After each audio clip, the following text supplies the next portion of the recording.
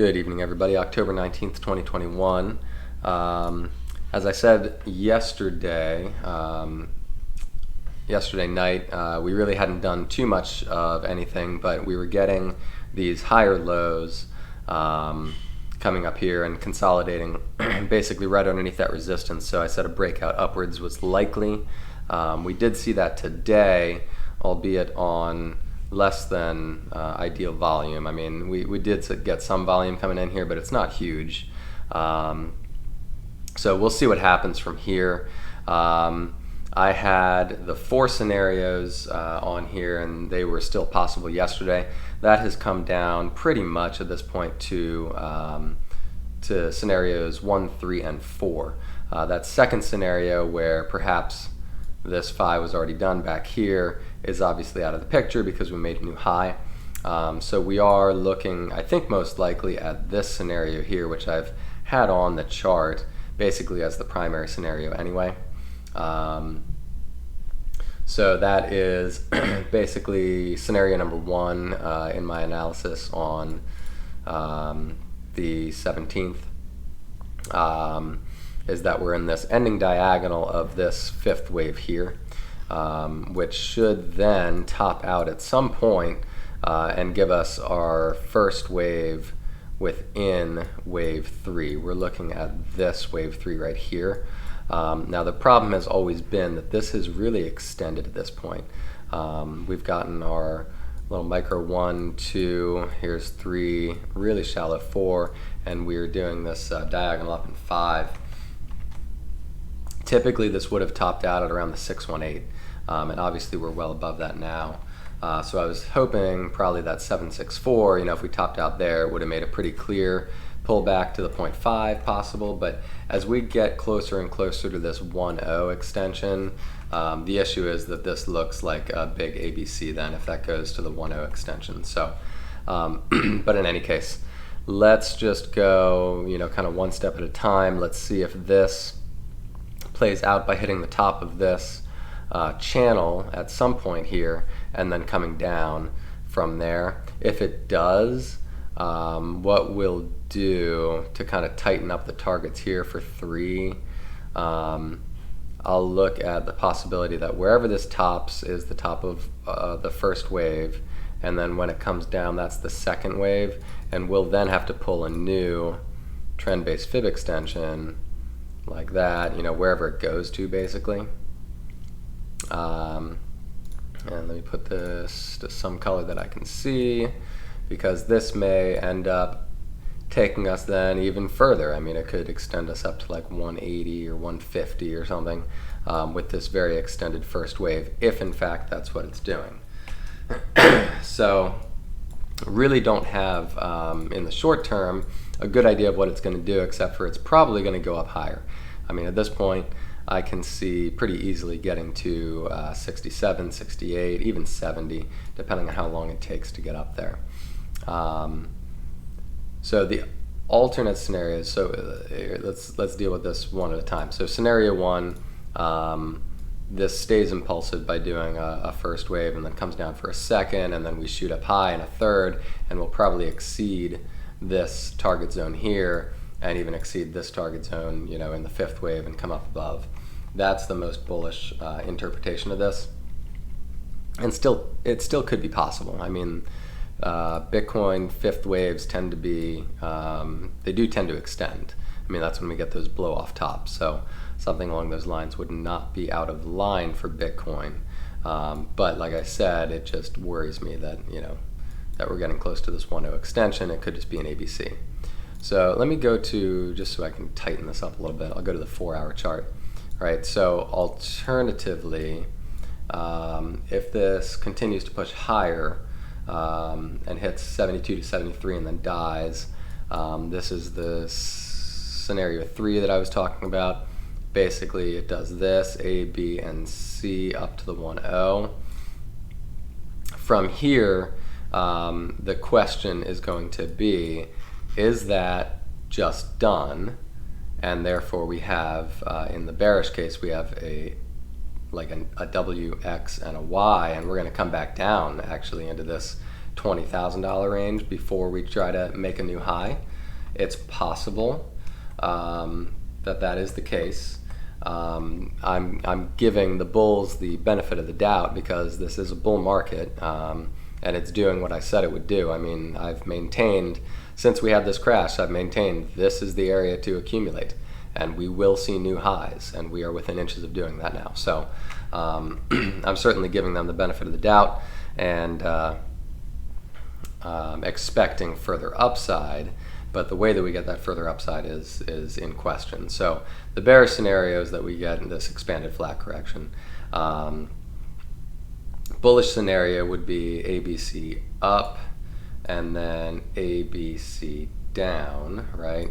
So we may end up getting something along these lines, and then if the next wave 3 is also an ABC like that, then we are in a diagonal instead, and that would likely lead us to a more like the kind of normal target I was looking for, right around 100K, because we'd then get the ABC down in 4 and an ABC up in 5, and then we'd be done. So if it takes this form and does some really, really extreme movements here, up and down, and forms this sort of leading or ending diagonal like this, then that is sort of the moderately bullish scenario. It's just much harder to play than if this maintains an impulsive move. So this would be confirmed if we come down and overlap with the first wave here. First wave is topped right here. So if this comes down and overlaps right like that, in that second wave down, this would look a lot more like a diagonal in that case. I mean, it's still possible, I suppose, that it comes down that far, but at this point we've come up so far, it really shouldn't come down there. So coming down into this, 45, 50K area again from here would make me think that this is more on the table as far as that goes. But really, it's not completely clear even then. We really need to see how the 3 forms and all that sort of stuff. So, all right, so that is one possibility. And then I always said for scenario 4, if this, instead of topping out, I'm going to put like an orange box here between the 1, 2, 3, 6 and the 1, 0. Right? This is kind of danger zone for an ABC here, realistically. If it gets into this orange box and then dies, that is when we are more likely to see, like I said, that kind of overlapping ABC action, kind of anywhere from that orange box. If instead from here we continue pushing upwards and we actually can get through, we just continue pushing up, right? If we just continue pushing up without really coming down at all, it's possible that we made just a very small 1 and 2 right here. 1, 2, between the 618 and the 0.5. And then we'd come up for a 3, 4, and 5 within this 3. So basically, we need to see this push all the way up to 91 to 100 before getting a decent-sized pullback to say that this is the impulse that is going to play out, and we'll expect a pullback then from about 106 down to this 72-ish level, anywhere between 72 and 83. So that's a possibility as well down here, and then up to the target of 133. So, all that being said, it's basically like, the macro is not really lining up with the next lower count, which is this one, and then that's not really exactly lining up with the next lower count, which is all this stuff in here. And that's what's causing the difficulty right now. We don't have a lot of confluence saying, which scenario is going to go. What I'm most, sure about saying is that our buys in this area, the 42.7 buys, and certainly the buys down here in the 30K area, those are relatively safe. We shouldn't really ever come down and breach those, especially this 42.7 area. We shouldn't breach that again. So that's all safe. I'm really just, as far as leverage goes, I'm not touching this personally until it gives me a more clear idea of what it's doing. And that may come soon. I mean, we might be able to take some scalps anyway. Like this primary, since it has been working out so well within this channel, I kind of lean towards this being the primary scenario, right?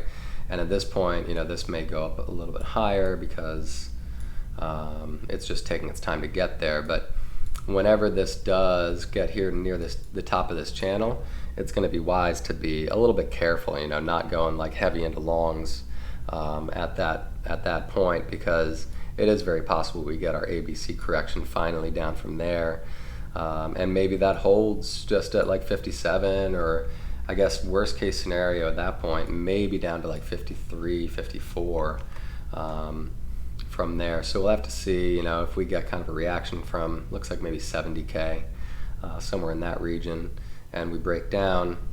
How we break down is going to be a good indicator of what's coming next potentially, and then more importantly what happens after that. So once this is formed, this A and this B, whenever that forms, then we can do a fib extension downwards, from A to B, and then get a target box for C.